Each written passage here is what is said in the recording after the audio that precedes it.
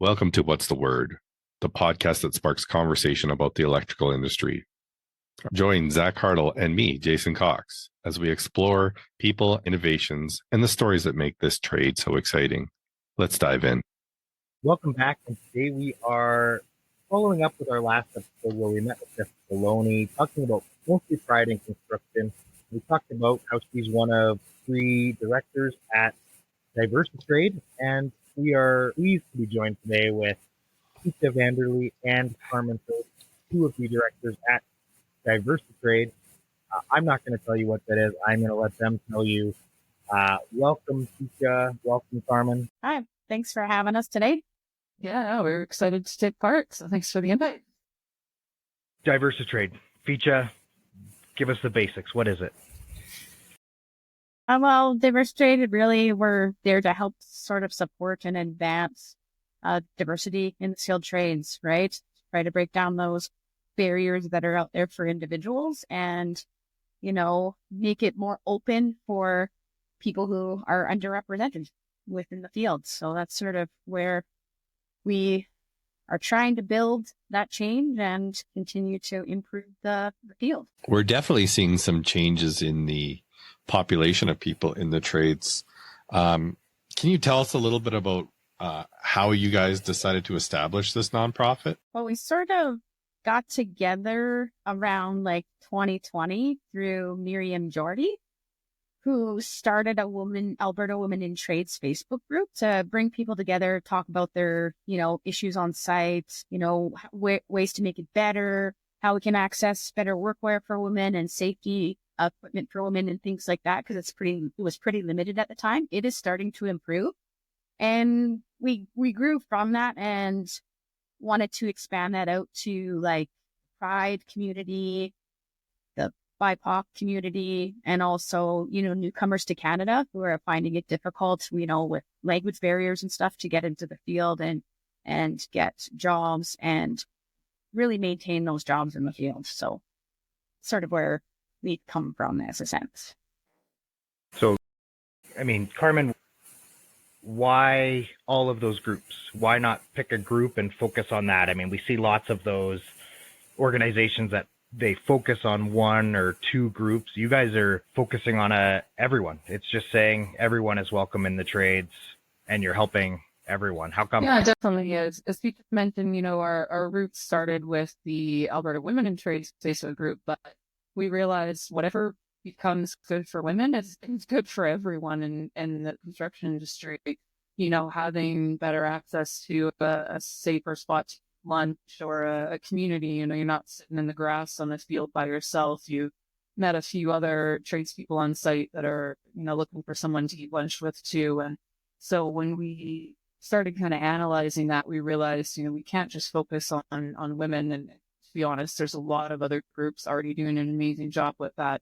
We wanted to start working to support everyone else, as we said. So, what could we do to find resources and provide support and acknowledgement to underrepresented groups? So that's really where we started looking at, as you just said, our Pride community, the Indigenous groups as well, all of the newcomers to Canada, English as second language, started analyzing that and realized there's some existing resources out there that maybe people didn't know were available, and we wanted to start highlighting those and sharing with everyone, you're not alone.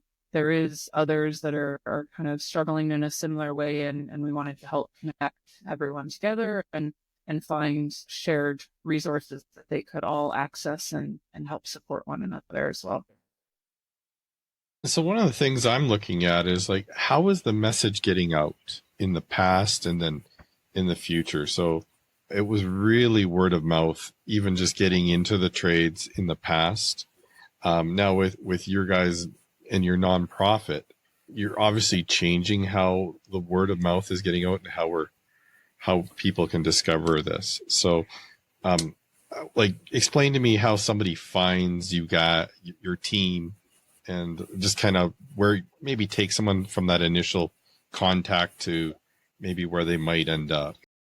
Yeah, definitely. We focus predominantly on operating our free website, DiversiTrade.ca, where we have a whole list of resources covering a variety of categories. We're kind of filtering into careers and employment, scholarship and bursaries, certification, education, health and well-being, unions, and workwear. So with those subheadings, we've organized all of our resources under there. We also have an events page where we link everyone to that. So Google search will definitely get you there, but we also focus a lot on our social media channels. We're on Facebook, Instagram, LinkedIn, and we'll be building a YouTube page here eventually as well. But with that, as we partner with different organizations, different members of, unique communities, we like to highlight them under our partners and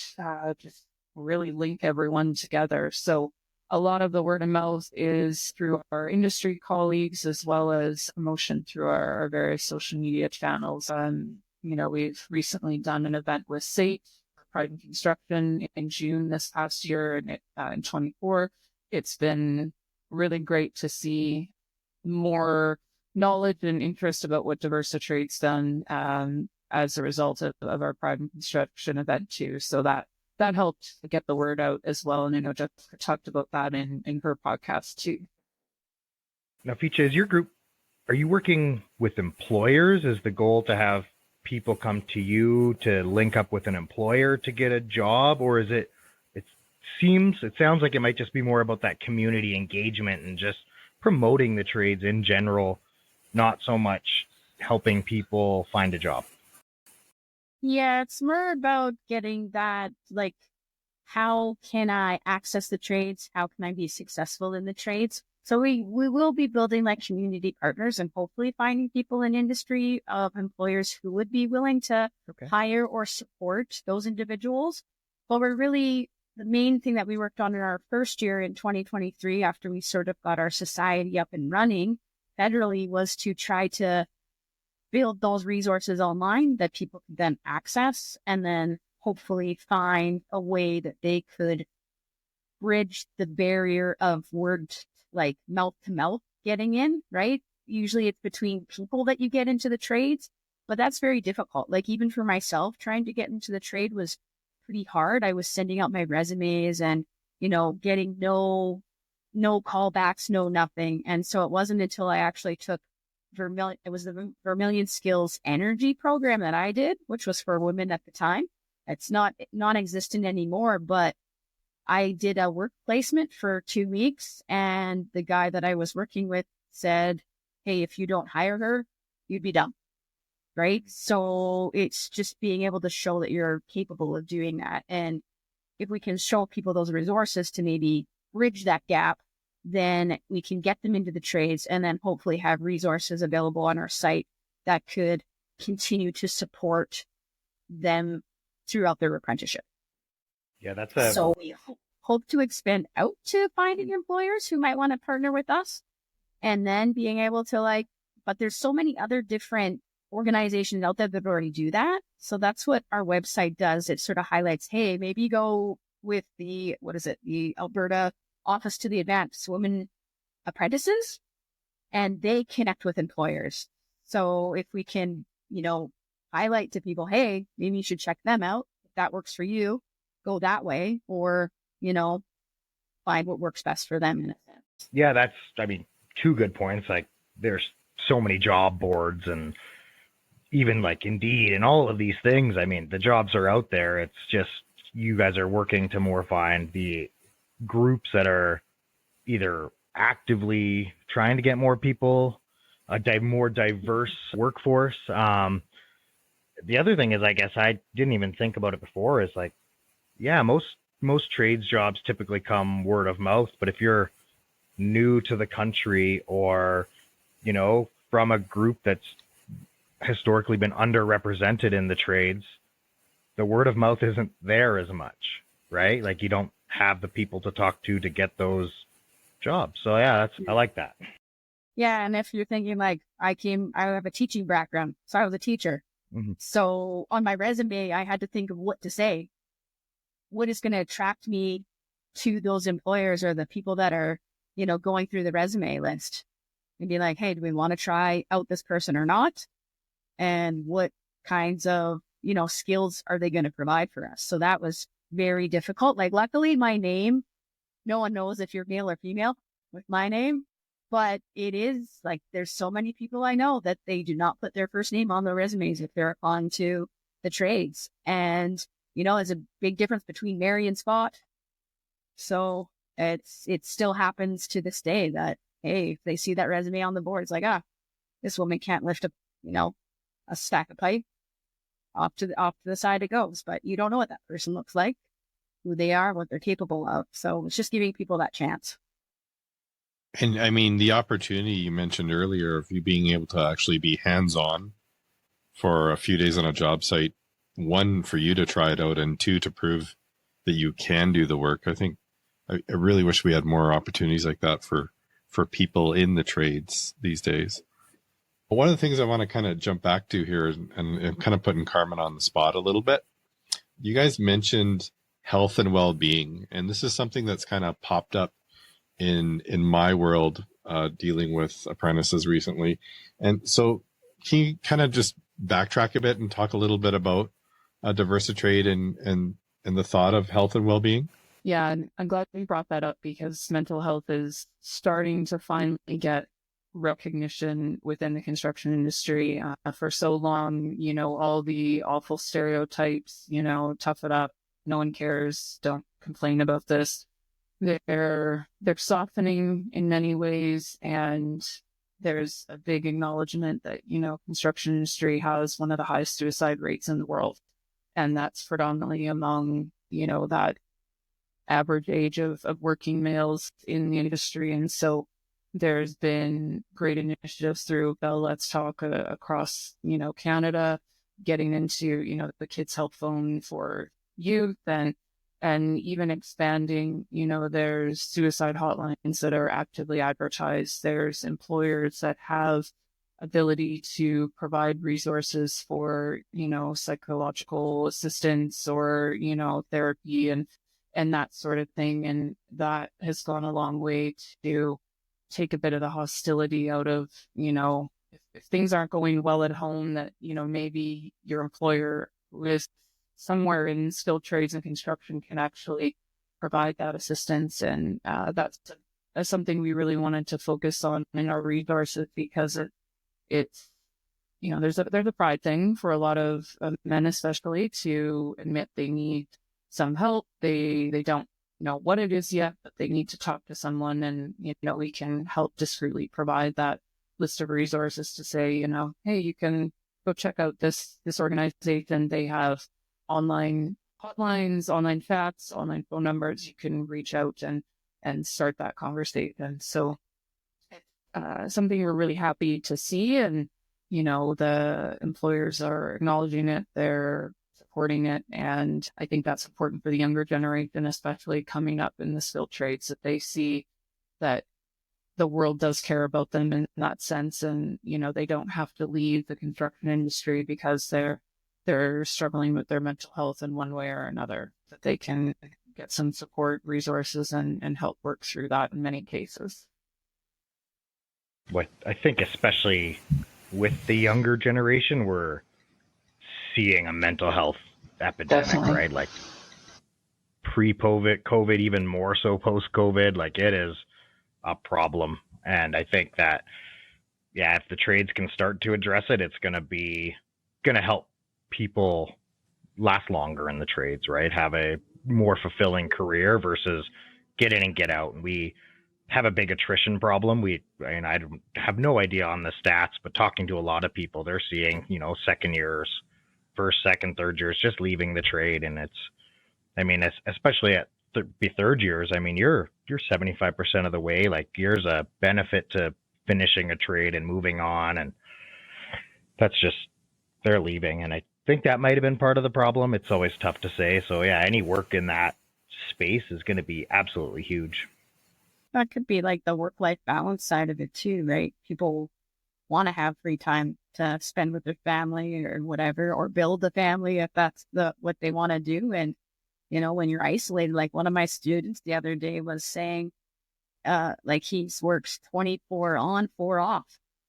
And I was like, holy cow, that's crazy. Like I would never do that. I wouldn't sign up for that. You've got to make it attractive to people. And this younger generation, as you're saying, I don't think they're attracted to that type of successfulness, right? You were just talking about financial success. Well, financial success doesn't build a whole person, right? You need to have personal success, health, mind success. It sort of builds a whole person rather than just caring about, how much I make. And well, it sounds like your website and your organization is almost like a landing spot, not necessarily you don't have to be one of the groups we talked about in diversity, but even in the trades in general, people can go there, and there's probably a lot of resources to help them make decisions on getting into the trades. For sure. We find, and once again, statistics not on the top of my brain, but there's so many, and Zach, you already alluded to this, so many people start their apprenticeships that don't complete them. So, we have had people come to us constantly, we want to get in the trades, we want to get this, and, you like, okay, what trade do you want to do? I have no idea. And so we help direct people to a lot of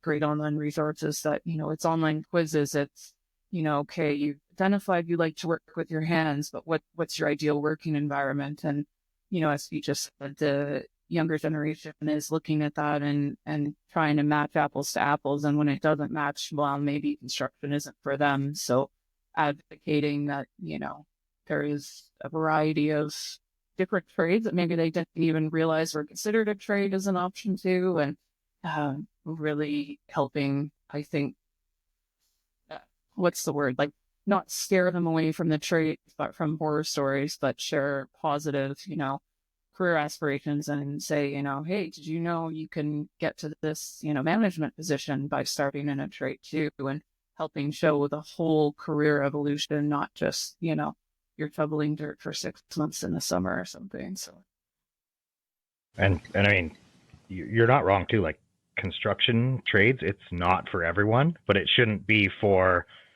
not feeling included Exactly. or welcomed on a construction site, right? So I think we all have different opinions. I mean, I kind of have a question. I want to ask the same question to both of you because you can both look at it from a different lens, right?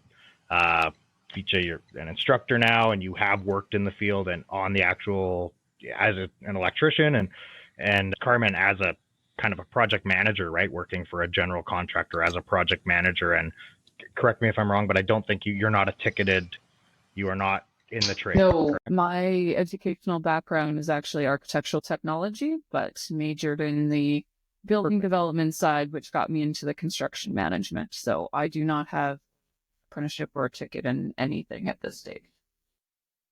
Like looking at it from each of your individual lenses, why is DiversiTrade, and more importantly, why is diversity in the trades so important?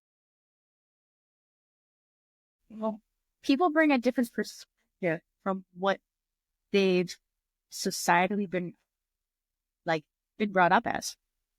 So we can look at it from a different plane of thought and bring our own ideas, right? If we all think the same and we all are like a 19-year-old white male, we all think the same, right? Whereas if you can bring in other perspectives for people who come from a different country, maybe they've seen installation done in a different way, or maybe we have different skills that are available, organizational skills or coordinating skills. So we can all bring our prior experiences to benefit the whole environment. And if we do want to change the stigma, we have to be more open and attract people to the trades. We're looking at tons of baby boomers that are going to be, retiring here shortly. How are we going to bring this influx in when we have sort of as a society said the trades are, if you're not good at math, you go to the trades, or if you can't go to university, you go to the trades. That shouldn't be the full options, right? We should have the option of being able to attain or become whatever we want to be and not have society or other people tell us we can't, right? Like limiting me Like, it's amazing how many people you hear experiences saying, women shouldn't be in the trades. Well, why not? If I'm capable and able to do the job, what does it matter, my sex or gender or color? It shouldn't, right? If I can be a part of the team and be able to coordinate. So I only see diversity as a benefit to any corporation or a company to become better, really. Well, it's a powerful message. I mean, especially from someone with your background, right? Like, you have a post-secondary degree with a good job, but still you knew that wasn't right for you, and you chose to move into the trades. So, yeah, I like that. Yeah, many people thought like I was crazy. They're like, I can't believe I took a major pay cut and did something that I was interested in and intrigued me. And they were, there's probably a lot of people that would do the same if they were given more of that opportunity or support. Well, starting over again after a lot of people, the big goal is to complete their degree, get a great job, and start their, I don't know if life is the correct word, but to take a time out, make a total change, and then go back to the bottom or the beginning. The beginning's a better term. Start at the beginning again. I mean, I'm sure there was lots of times where you're shaking your head, but at the same time, there was probably your perspective was totally different than someone else that would have been new to the trade. You have a little bit of life experience. Yeah. And I would just like to build things. So I was always intrigued in building stuff in my grandfather's shop. So I knew tools, which was a benefit. But again, it was just trying to find the people that would give me the chance. And with anything, you're stronger with diversity, right? I mean, if you had anything, but it was just a narrow group of individuals or items, then it's really limited. But as you start to diversify, then it encompasses so much more. So I think that's a strong benefit. Carmen, anything to add to that? I mean, from the project management side, why is diversity? Do you see it in your day job? Have you seen the benefits of diversity, or I guess downfalls of not enough diversity? For sure. I think on the larger projects, you definitely do get the opportunity to see a more diverse workforce, but we've seen it a lot of times. You've got, say, a drywall crew, they're predominantly Spanish speaking, they've got a system, they're efficient, they get things done, and they're working, right beside maybe a flooring crew in a different spot in the project that is also speaks Spanish, but predominantly from another country. And you start to see these communities that typically were isolated on their own little islands. I do my work, we do our work, we don't need to chat.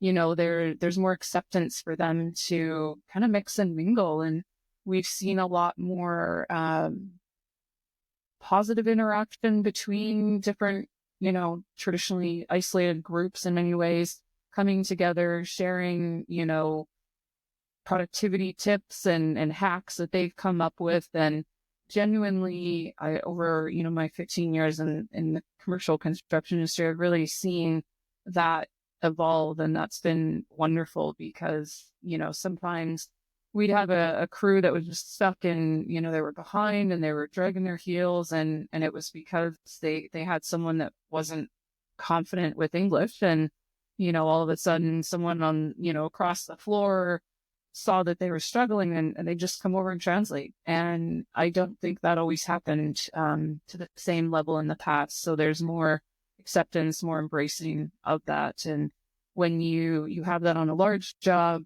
they go to smaller jobs and, you see that happening as well. So I like the mix of different nationalities on a job site, different genders, different problem solving methods come out of, the experience. You might have a European tradesperson that can throw up a door frame in no time flat, and he's happy to share his tricks of the trade with, the young apprentice carpenter that works for the general contractor. And so that's what's always made the trade special. And it's nice to highlight that at times and really remind everyone outside of that job site, this is actually how interactions are happening on the project site, and whatever stereotypes are out there, like, they're outdated now. So I like to always kind of share those happy stories with everyone after a rough day. And, if something didn't go as planned, it's like, well,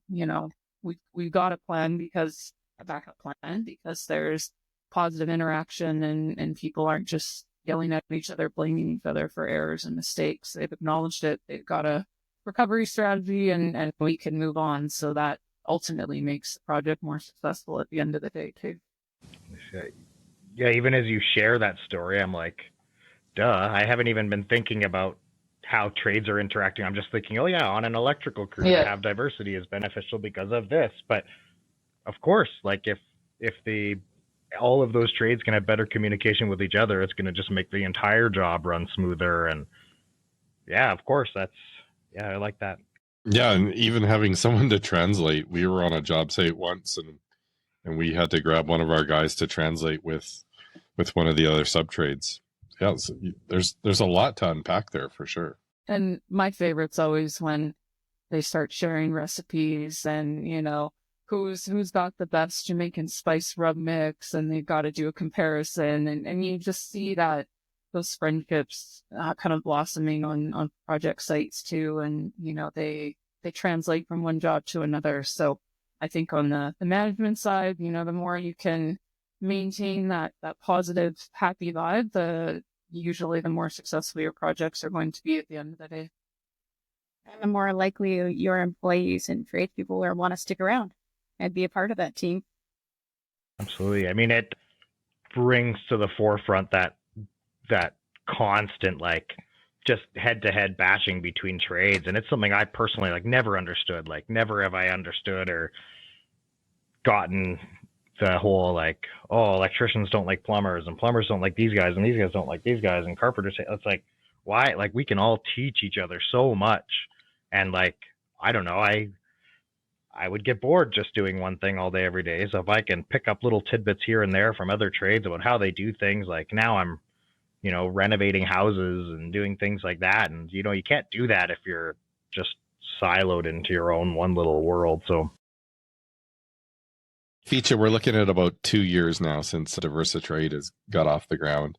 In the 2 years, can you maybe go through some of the breakthroughs, some of the successes, and then maybe tell us a little bit about what's in store in the future?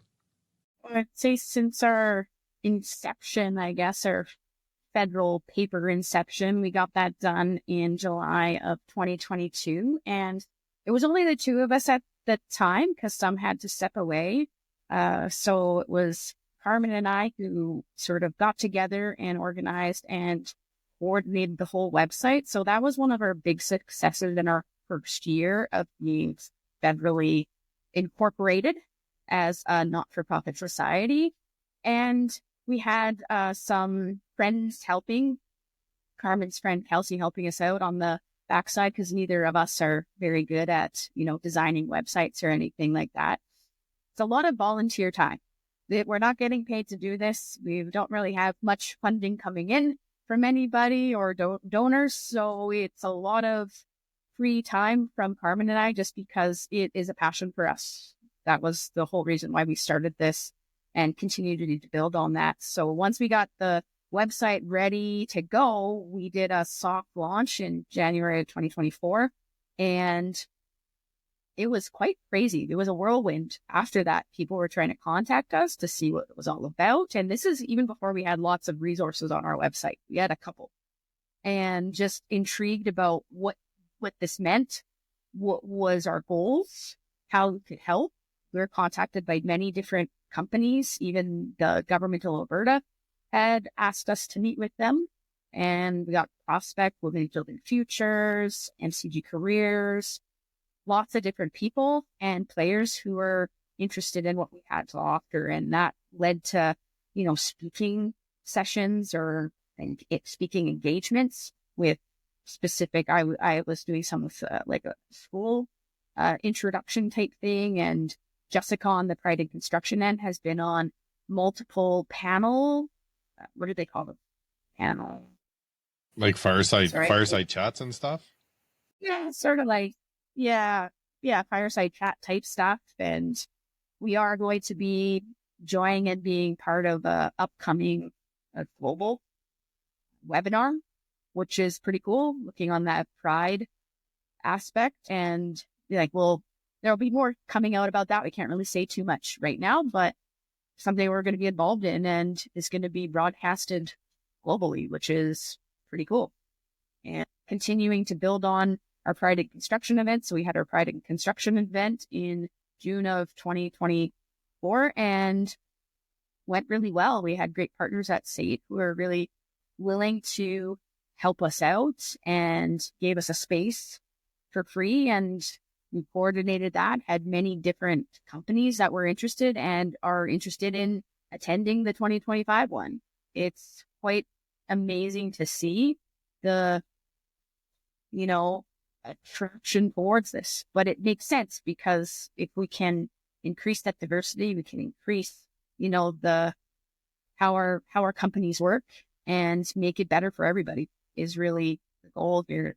So those are a lot of our big successes and events that we have hosted in the last little bit. Is there anything you wanted to add to Carmen that I might have missed? I think you covered it for sure. It really, we genuinely didn't anticipate the interest and success we saw. I mean, we are literally 10 months in and there was, a couple of weeks we had meetings with people every day. There was a call every day, and that really helped reinforce to us that we were on the right track. We were working towards something that, as Fietje said, is our passion project, but it will genuinely make difference in the lives of people looking to get in the skilled trades and construction industry who are already there, who are maybe on the fence about leaving, and we can help and support that. So it's definitely been very rewarding despite all the extra evenings and weekends we've put at it. And we've been fortunate to have a few of our Pride and Construction Committee volunteers want to continue on with us on a more annual basis. So that's been great that we're attracting some additional help to keep providing as many resources and events and speaking engagements and community engagements as we can for the industry. So I mean, you're both not fully, but just a little bit modest. So I'm on the DiversiTrade.ca website here, and the partners you guys are working with, I mean, the Women Building Futures, the Office Dude, like the list goes on and on. I mean, everyone should go check out the website, the list of resources that are here, dealing from women's workwear, specialty workwear companies, the different unions that you're working with. I mean, the IBEW, quick shout out to episode 4 of What's the Word with Scott Crichton, talking about IBEW and what they do, the Skipping Stone Foundation, Safe Link Alberta, Pride at Work. There is mental health resources here. Just everything that you are doing, and within 10 months, I mean, you said it, it shows that you are on the right path. This is such a huge cause. Personally, I love that it is just you're not selling anything. You are just a resource center. Hey, you have a question about anything to do with entering the trade, and not even just entering, but continuing to work in the trade, come here. There's something for everyone here. DiversiTrade.ca. Listeners, check it out. Tell your friends about it. Anyone who's thinking about entering the trade, it's worth reading. So you kind of stole my thunder there, because I was checking out the web. I was checking out the website, and right now on the website I can see 1, 2, 3, 4, 5 companies that are listed for workwear options. And I know for myself, growing up in the trades, I didn't have that many options for buying clothing. And I mean, clothing is something that's really exploded in the trade over the last 10 years. So, I mean, that's just another example of the resources. There's also a link there onto Trade Secrets. I saw that earlier too. And I mean, that's definitely somewhere that any future apprentice needs to go. And your website is way easy to look through. It's designed nicely, and yeah, Zach beat me to the punch there, but I'm a little jealous of some of that stuff. So there's another stat. I just quickly, before we wrap up this conversation, I want to talk about why diversity in the trade is so important. So if we look at the Canadian workforce facts, again, DiversiTrade.ca, check it out. 156,000 workers to retire by 2027. 171,000 are required by 2027, which means that we have a shortfall. 30,000 workers in Canada. I just read those stats really quickly, so I think I'm right. That's why diversity in the trade is important. We can't be not welcoming or inclusive to, a good portion of the population, whether it be, any of those things, gender, sexuality, race, religion, language. I mean, language to an extent, we got to be safe. We have to take that into consideration, but that's why diversity in the trade is important, is because we need everyone in the trade who wants to be in the trade. So just, from someone in the trade, thank you for what you guys are doing. Keep it up, because at this rate, you'll be everywhere. Not in the line of like people coming into the trades, being from, being a woman, my expectation is never to be 50-50. Because but if, let's say 25% of the resumes are female, there should be maybe at least 25% in the field that maintain and stay. Because there's a lot of males that don't make it in the trades past, as we were saying earlier, first or second year apprenticeship.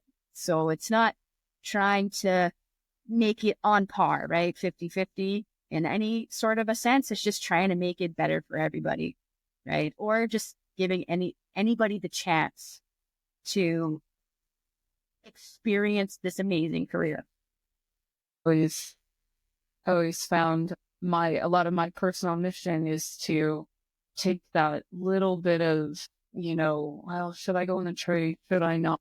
That, you see a lot in junior high school kids, that's when they're exploring everything. And there's so many great programs out there, even down into elementary schools now too, looking at helping kids explore skilled trades. And in my personal world, like I love shop class. I wanted to be a carpenter. I had my wrap paperwork filled out, but my parents weren't quite on board with that. And, circumvented the system. I still ended up in construction no matter what. But that hesitancy that I think my parents had, it's part of advocating to the parents of the world for these kids coming up that could go into construction, that it is a meaningful career, it is beneficial, and there's a lot of benefit to it. So there's a lot of different angles that everyone out there is coming at it. But I always just like to remind that, parents are a big part of that too. So at an adult level, changing their perception of the skilled trades and construction industry helps that younger demographic get the support and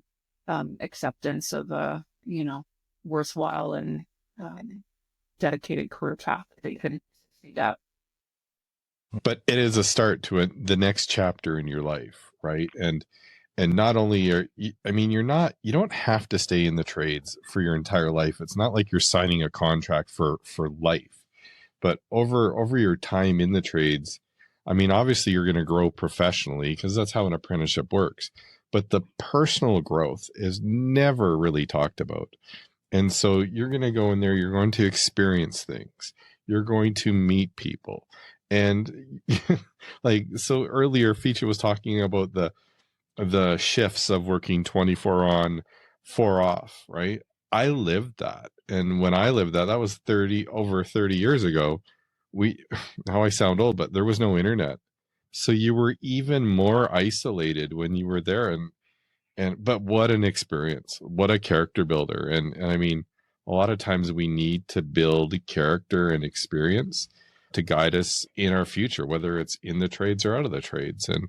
And Zach, Fietje, and I have definitely moved off the tools and into the classroom, and we couldn't have done that without that experience. But we don't want kids to be raised with this stigma towards trades. Like you say, it needs to be a viable career option, no matter what your grades, no matter what. If you're interested in it, it needs to be that viable career option, because we don't want these kids making friends in junior high or high school saying like, oh, you're going into the trades. Like now it just perpetuates that cycle, right? And that stigma. And we're anti. Stigma.